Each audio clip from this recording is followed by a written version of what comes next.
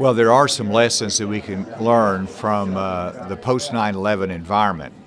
President Bush asked me to help set up the new Department of Homeland Security after 9/11, the largest government reorganization since the Pentagon was created. But that resulted in me negotiating with the European Commission on exchange information to protect us against terrorists. It also allowed me to see what was important to protect our country. So you fast forward to today, after Hamas attacking Israel, and now Israel invades the Palestinian territory, you've got the threats to the United States again. And so we are in just as big a jeopardy now as we were post 9/11 in terms of attacks of terrorism on our soil. And now we got better systems in place, we got better security, we know exactly what we're looking for, and so we're in better position, but we still need to be protective and on guard and committed to it. And then you also learn something about the importance of privacy and citizens being protected and how government agencies can go overboard.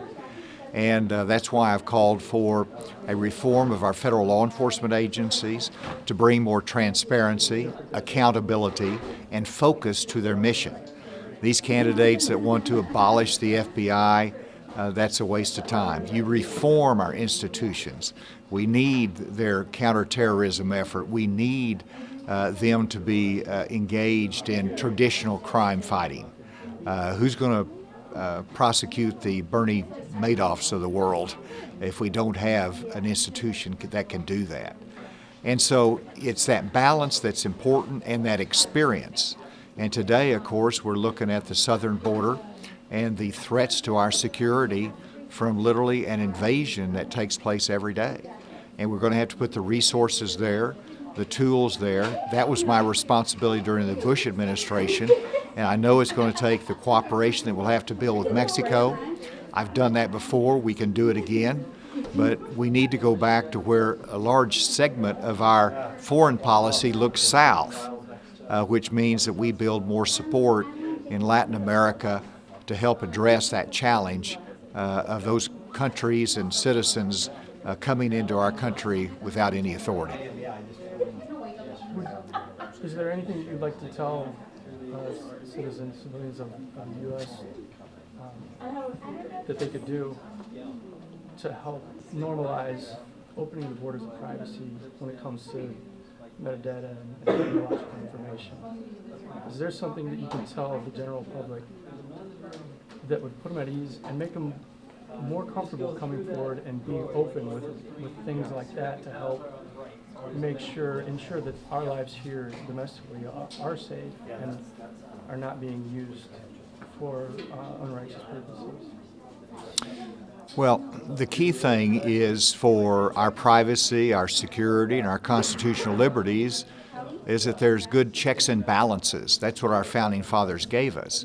And so, for example, whenever Congress created Homeland Security, a new powerful agency, we put in place a Director of Civil Liberties and Privacy. And the point, they're a check and balance on what we're doing in the law enforcement side. They're an advocate for the average citizens that are concerned about privacy. And every administration needs to have that kind of check and balance. Right now, it has gotten out of place because you've had for example, the National Security Agency appropriately conducts surveillance of some of our national security threats overseas. But it creates a database, and then you've seen the FBI query it. In other words, they're looking for other names in there that really violate the rights of American citizens. My plan is that we're going to make that transparent to Congress. We're going to have a higher level authority before the FBI can make those queries on a database that would perhaps compromise our U.S. citizens. And so it's transparency and it's checks and balances, higher level of authority, and that's the kind of reform that I would put in place. Do you think, what's your opinion or your take on artificial intelligence being used in places like the police force? We don't. When it comes to artificial intelligence, it's an incredible tool that can be used for good purposes. And so it's a technology that we can't ignore. but it's also a technology that can be abused, and it could catch citizens unaware that could really undermine our democracy. And so the first approach is that if you have a technology that could be a threat, usually the response is a technology that can protect against those abuses. For example, on AI, I would love to have a technology that can detect AI. And if you have that, that's better than a government regulation that comes in and that would keep us from being competitive. There's no doubt about it that China is going to develop AI, but right now we're on the forefront of that, and we want to beat China in terms of these new technologies. And so I have a lot of confidence in the private sector, but before we engage in the regulatory side, let's see if we can develop technologies that will protect our citizens.